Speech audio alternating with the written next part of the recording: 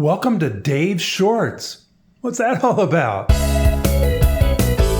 Hey everybody, Dave Edwards, Treasure Valley Dave here. You know, your great real estate agent by your side when it comes time to buy a home, sell a home, or relocate to the Treasure Valley. And so I've been making shorts lately for different platforms, and some of them are really good, but you probably haven't seen them because you're always watching the long form channel. So I put a couple of them together for you to check out, and here they are. Hey, my friend sent me this from California. Check it out. Nearly 400% increase in the cost of her homeowner's insurance premium. The resident says the bill came suddenly and without explanation. Team 10 investigative reporter Austin Gravish has been covering the state's insurance crisis. He's reported on companies pulling out of the state and talked to homeowners facing nightmares trying to get insurance. Now he follows through and shows us how the state insurance commissioner is responding to this latest story. Debbie Kirkwood doesn't love gardening, but it's what you'll find her doing every morning. We're cutting down a lot. We're not going to go out to dinner anymore. The retired public defender can no longer afford to pay a gardener. In June, she got this $13,000 bill from Farmers Insurance. Her premium was just $2,700 last year. They said this is accurate, $13,163 a year. Wow, can you imagine that? Over $10,000, $12,000 for your homeowner's insurance? That's insane. Are you done living in California yet? Hey, my friend sent me this one. Here, check it out. It includes California, but not just California. Across 12 states and counting. Map of the first 12 and the next 20.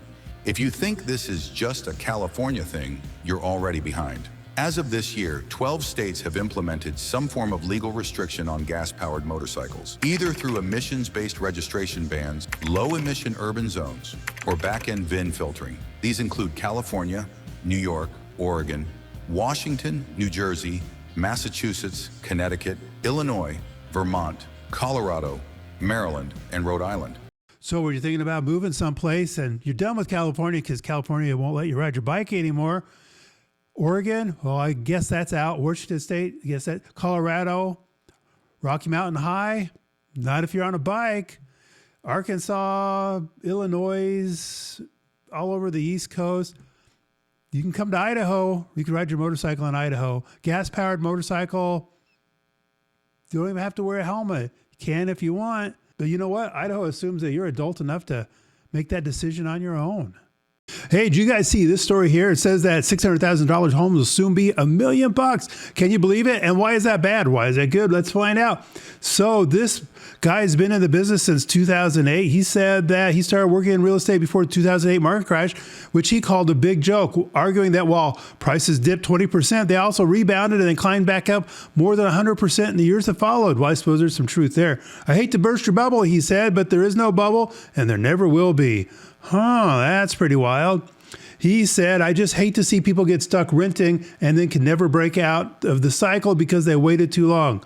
There is so much truth there. If you can get out of renting and get into your own home, even if it's one that's not your forever home, you might want to do it because it's just going to keep getting more and more expensive. So real estate isn't like the stock market. You're not betting on volatility or vibes. You're buying physical stuff, lumber, labor, land, all of which he says will only get more expensive over time. So the counter argument to this apparently is that, yes, real estate does tend to move with inflation. It's one of the reasons investors flock to property when the dollar weakens. Tangible assets often hold their value. And yes, the cost of building materials has gone up over the past few years. Lumber prices, for example, nearly tripled during the pandemic. Throw in rising labor costs and housing shortages, and there's no stretch to believe that today's $600,000 home might creep up to $1 million eventually. Probably so. And let's put the nail in the coffin here. Recent data supports the idea that home prices have consistently outpaced inflation in many markets. U.S. home prices have risen nearly 6% since 2019. That's only 6 years, with the median sales price hitting $447,435 in mid-2025. Wow, that's a lot. Even at a moderate annual growth rate of just 6%, a $600,000 home could reach $1 million in about 10 years. Wow, you don't want to miss out. And what happens to prices? Well, this here's from the St. Louis Federal Reserve. And look, over the years, 1965, it goes up and up. And it comes down a little bit, up, comes down a little bit, goes up, comes down a little bit, goes up, comes down a little bit. Do you see a pattern here? Comes down a little bit, goes up. Now it's coming down a little bit. Guess what it's going to do now that it's come down a little bit? It's going to go up. Don't you think? You know, there's been some talk quite a bit lately about ending the capital gains tax on home sales. So what's that all about? Well, let's get into this article here from the Epoch Times. And they say that President Donald Trump is considering supporting a bill to eliminate capital gains tax on home sales. And there's a bill put out there by Marjorie Taylor Greene. You probably heard of her, called the No Tax on Home Sales Act. That's pretty straightforward right there. Under her initiative, any profit, no matter how large, would be tax-free if the home was the primary resident of the taxpayer. So right now there are exemptions. So if you bought your house, values went up over, the 5, 10, 30, 40 years that you've lived there, and you sell it. If you're a single person, you get a $250,000 exemption. Married couple filing jointly is $500,000. But there's a lot of places where that doesn't go as far as it used to. So these exemptions have been in place for nearly 30 years. Do you think the economy, inflation, anything's changed in 30 years? Probably so. So NAR says that 1/3 of the homeowners, or about 29 million people, have enough equity to surpass that lower limit of $250,000, and 10%, or 8 million people, have enough equity to exceed the $500,000. So there's 8 million people out there that this would actually really help. So if that sounds something that you'd like to support, let your representatives, let your senators know that you want to go ahead and eliminate this, just in case you're staying in your house long enough that it could apply to you one day. Wow, we've got a great story here today. This is from our friend Kevin Miller. He's a very local radio celebrity. Man, hats off to you, Kevin.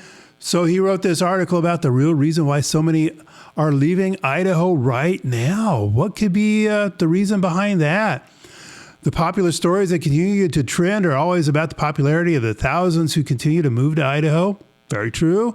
The truth is that the Gem State's lifestyle appeals to most retirees who live off their pensions from other states. I've seen that. There's no doubt about that. The Gem State dream has become challenging to some and unaffordable to the young. Yes, it is very challenging. Of course, it's challenging across the entire country. It's not just Idaho that's challenging for the young, for anybody really. So, but there's 5 aggravating factors making Idaho unaffordable. What are they? Electricity. Idaho Power has requested a massive rate increase over 17%. So our electricity up here is nothing compared to what you guys are paying in California. I mean, nothing. So 17% up is going in the wrong direction. Another thing is water. If you live in Boise, now this is Boise, it's not Meridian, it's not Nampa. Get ready for your water rates to explode. Veolia is a French company. Several years ago, the Boise City Council decided, hey, we don't need to manage our own water. Let's go ahead and sell it to a multinational company outside of our country. So, we have no control over it, and they can raise water rates however they want, which they're doing. Handyman, the cost of having a handyman come do something for you apparently is getting more expensive because there's a worker shortage for labor. That's kind of a good thing if you're working, because that means that there's more of a demand, and more of a demand means that you're going to get paid more. So, there's a plus there. If you do need a handyman, I've got a couple really good ones in my Rolodex, so I'd be glad to share those with you. HVAC, air conditioners and heaters are getting more expensive, and he said this is because of Joe Biden. Yep, that's probably true. There again, I've got some really great HVAC people. So if you need just service done or a whole new system, let me know. I'll give you some recommendations. Don't say I have to use them, but definitely you want to check them out. Auto repair. Well, I'm sure that's pretty much expensive everywhere. Back to kind of the labor thing too.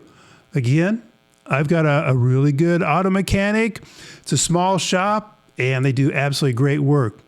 I wouldn't go to a dealership, but that's just me.